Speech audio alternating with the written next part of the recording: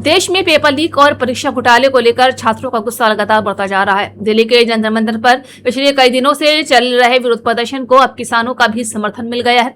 संयुक्त किसान मोर्चा ने प्रदर्शनकारी छात्रों और कांग्रेस जनता पार्टी कार्यकर्ताओं के साथ एकजुटता दिखाते हुए सांकेतिक धरना दिया है और केंद्र सरकार पर शिक्षा व्यवस्था को लेकर गंभीर सवाल खड़े किए हैं। छात्रों का आरोप है कि नीट पेपर लीक, सीबीएसई परीक्षाओं में कथित गड़बड़ियों और भर्ती परीक्षाओं में बार बार हो रही अनियमितताओं ने लाखों युवाओं के भविष्य को संकट में डाल दिया है।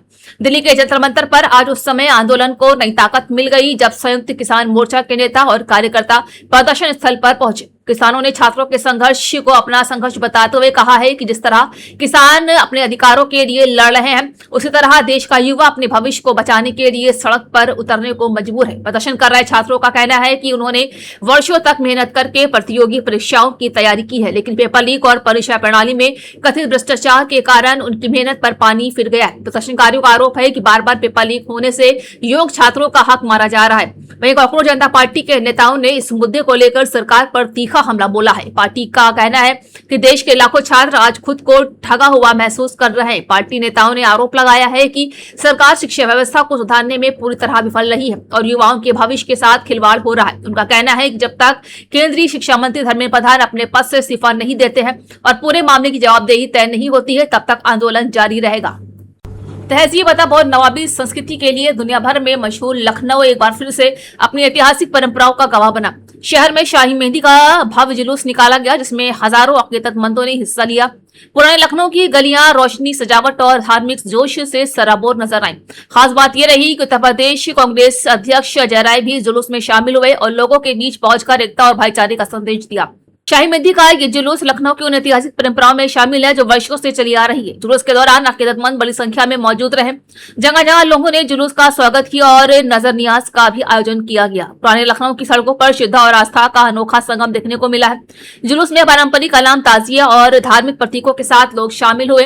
कई स्थानों पर मातमी धनों और नोहा खानी की आवाजें सुनाई थी। सुरक्षा व्यवस्था को देखते हुए प्रशासन पूरी तरह से सतर्क नजर आया। पुलिस और प्रशासनिक अधिकारियों की टीम लगातार पूरे मार्ग पर निगरानी करती हुई दिखाई दी ताकि जुलूस शांतिपूर्ण ढंग से संपन्न हो सके। इस दौरान कांग्रेस प्रदेश अध्यक्ष अजय राय भी जुलूस में शामिल हुए। उन्होंने अकीदतमंदों से मुलाकात की और इस ऐतिहासिक परंपरा की सराहना की है। महाराष्ट्र की पुणे से एक सनसनीखेज हत्याकांड सामने आया है जिसने हर किसी को हैरान कर दिया। प्यार, जुनून, धोखा और हत्या की इस कहानी में एक युवक की जान चली गई। मामला पुणे की रहने वाली सिया और उसके मंगेतर से जुड़ा हुआ है।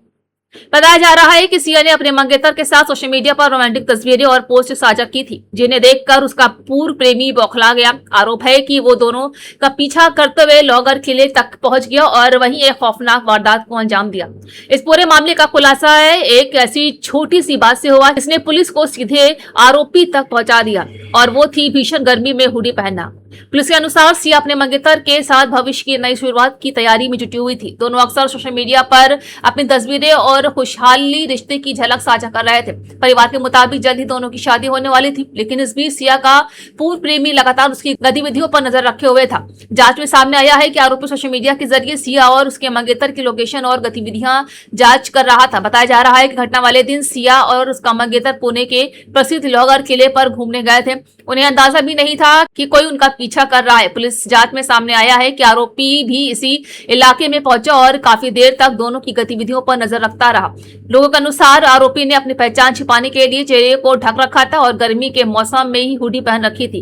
यही हुडी बाद में पुलिस जांच की सबसे अहम कड़ी बनी। घटना के बाद पुलिस ने इलाके के सीसीटीवी कैमरे खंगाले।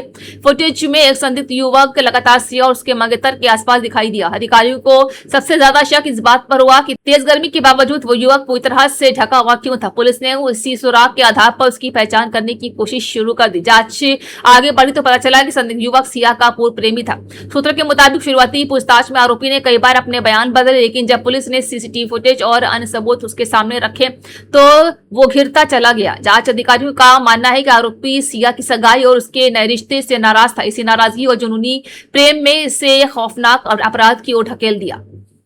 लखनऊ की 2 मंजिला इमारत में आग लगने की घटना में अब तक 15 लोगों की मौत हो चुकी है। जांच में पता चला है कि जिस इमारत में आग लगी वो अवैध थी। 2016 में गिरने का आदेश हुआ था, बाद में आदेश निरस्त कर दिया गया था। बुधवार को लखनऊ विकास प्राधिकरण ने इमारत पर नोटिस चिपकाया है, जहां लखनऊ विकास प्राधिकरण की वीसी प्रथमेश कुमार ने बताया है कि 7 जुलाई को बिल्डिंग तोड़ी जाएगी। जहां building Rameshwar institute of technology एवं मैनेजमेंट कॉलेज के मालिक वीरेंद्र शुक्ला की है। पुलिस ने गैर इरादतन हत्या का मुकदमा दर्ज कर वीरेंद्र समेत 4 आरोपियों को गिरफ्तार कर लिया है। एलडीए के 4 अफसर सस्पेंड कर दिए गए हैं, जहां 18 अफसरों के खिलाफ शासन को नोटिस भेजा गया। आपको बता दें कि लखनऊ में अवैध रूप से चलने वाली कोचिंग पर कार्रवाई शुरू हो गई है। एलडीए टीम ने हजरतगंज स्थित एलन और मोशन ग्राफिक कोचिंग सील कर दी है। इसके नक्शे मानक के विपरीत थे, जहां फायर सेफ्टी भी पर्याप्त इंतजाम नहीं थे।